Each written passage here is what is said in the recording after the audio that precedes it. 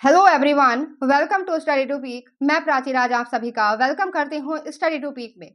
Recently आपने सुना होगा रशियन प्रेसिडेंट व्लादिमीर पुतिन निकले हैं नॉर्थ कोरिया की यात्रा पर। और व्लादिमीर पुतिन नॉर्थ कोरिया की यात्रा ऐसे टाइम पर कर रहे हैं जब रशिया और यूक्रेन संघर्ष काफी चर्चा में है। इससे जो है नाटो पर भी काफी असर देखने को मिला है। नाटो ने भी इसे काफी चिंता का विषय बताया है, क्योंकि नॉर्थ कोरिया पूरे वर्ल्ड में जाना जाता है परमाणु सक्षमता के लिए। व्लादिमीर पुतिन 24 सालों में पहली बार नॉर्थ कोरिया की यात्रा पर निकले हैं और यह कोई छोटी मोटी बात नहीं है, क्योंकि जो रशिया यूक्रेन संघर्ष है इसको देखते हुए व्लादिमीर पुतिन नॉर्थ कोरिया की यात्रा पर गए हैं। इससे संबंधित आप सभी को इस वीडियो के माध्यम से कंप्लीट जानकारी प्रोवाइड कराने की कोशिश करूंगी। वीडियो के अंत तक बने रहना। आइए स्टार्ट करते हैं।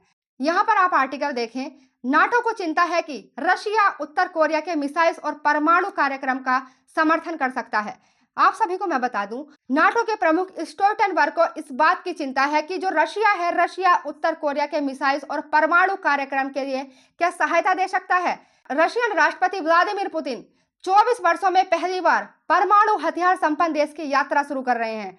और यहां पर मैं आपको बता दूं, उत्तर कोरिया के नेता किम जोन, जिनके साथ व्लादिमीर पुतिन वार्ता करने वाले हैं, और व्लादिमीर पुतिन और किम जोन ने व्यापार और सुरक्षा संबंध को मजबूत करने तथा अमेरिका के खिलाफ उत्तर कोरिया का समर्थन करने की शपथ ली है, जो उसके कट्टर प्रतिद्वंदी दक्षिणी कोरिया का करीबी सहयोगी है। अमेरिका ने नॉर्थ कोरिया पर यह आरोप लगाया है जो रशिया यूक्रेन संघर्ष है, इसमें उत्तर कोरिया ने रशिया को दर्जनों बैलिस्टिक मिसाइल और 11,000 से अधिक कंटेनर हथियार की आपूर्ति कराई है, अर्थात कंटेनर हथियार दिए हैं उत्तर कोरिया ने रशिया को।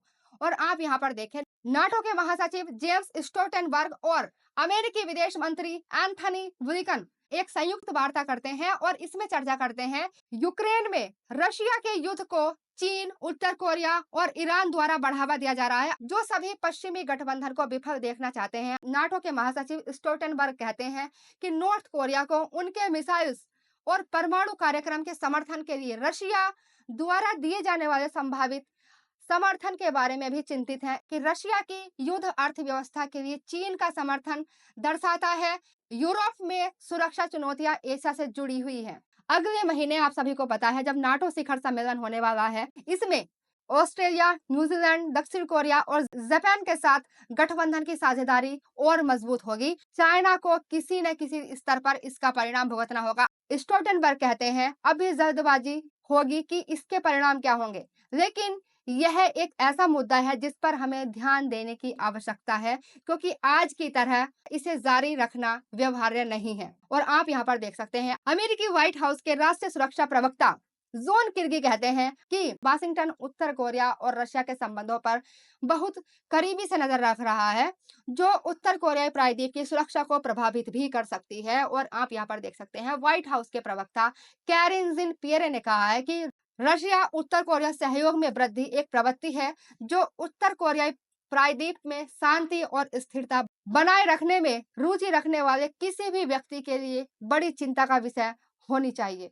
मई में आपने देखा होगा रशियन प्रेसिडेंट पुतिन और चीनी लीडर शी जिनपिंग के साथ शिखर सम्मेलन किया था, और उसमें उत्तर कोरियाई मुद्दे को सुलझाने के लिए राजनीतिक और कूटनीतिक तरीके को एकमात्र रास्ता बताया गया था।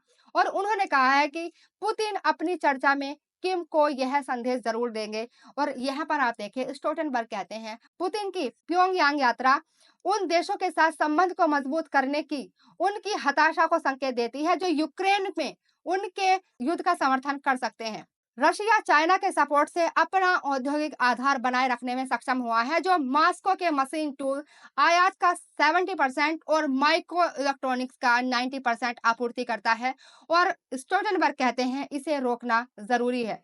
वाशिंगटन में इस बात पर चर्चा की जाती है। अमेरिका उप विदेश मंत्री कर्ट कैंपबेल के द्वारा कहा जाता है कि प्योंगयांग द्वारा आपूर्ति किए गए हथियारों के बदले में रूस उत्तर कोरिया को क्या देगा, इस तरह से बात करते हैं। और अमेरिका के शीर्ष शस्त्र नियंत्रण अधिकारी बोनी जेनकिंग्स का मानना है कि उत्तर कोरिया रशिया से लड़ाकू विमान और सतह से हवा में मार करने वाली मिसाइलें और बैलिस्टिक मिसाइल उत्पाद सामग्री तथा अन्य उन्नत प्रौद्योगिकियां हासिल करने का इच्छुक है। रशियन प्रेसिडेंट व्लादिमीर पुतिन उत्तर कोरिया क्यों गए हैं?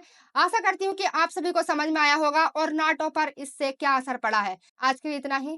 Thank you.